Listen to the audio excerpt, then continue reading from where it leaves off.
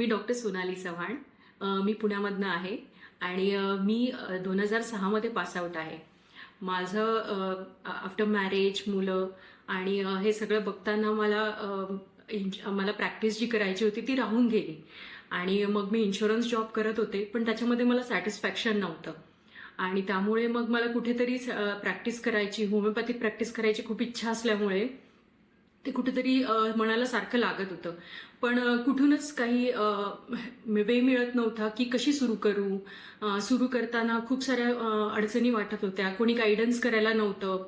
केस आली तर classical homeopathy करायची इच्छा असायची. थेरप्युटिक करायचं नव्हतं मला, कारण तो टेम्पररी रिलीफ देईल पेशंटला फक्त. तर मला लॉंग टर्म क्युअरसाठी पेशंटच्या क्लासिकल प्रॅक्टिस करायची होती, पण गाईड कुठेच मिळत नव्हतं.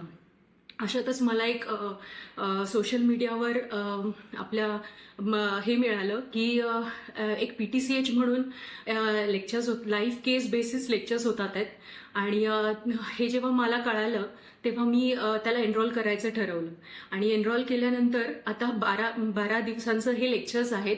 त्यामध्ये आम्हाला पेशंटच्या लाईव्ह केसेस दाखवतात आणि लाईव्ह केसेस कशा अॅनालाइज करायच्या, कसं त्याचं त्या केसेसमधनं आपल्याला कसं त्याचे रुब्रिक्स काढायचे, रेपर्टरायझेशन कशी करायची केस, ह्या आपल्याला लाईव्ह दाखवल्या जातात. ह्या कुठल्याही रेकॉर्डेड नसतात.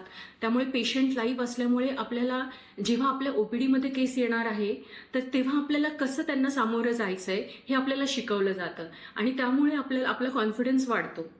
आज माझा 9वा दिवस आहे, पण मला भरपूर काही 9 दिवसामध्येच मला भरपूर शिकायला मिळालंय आणि आता मला कॉन्फिडन्स डेव्हलप झालाय की मीही आता जाऊन माझी प्रॅक्टिस सुरू करू शकेल.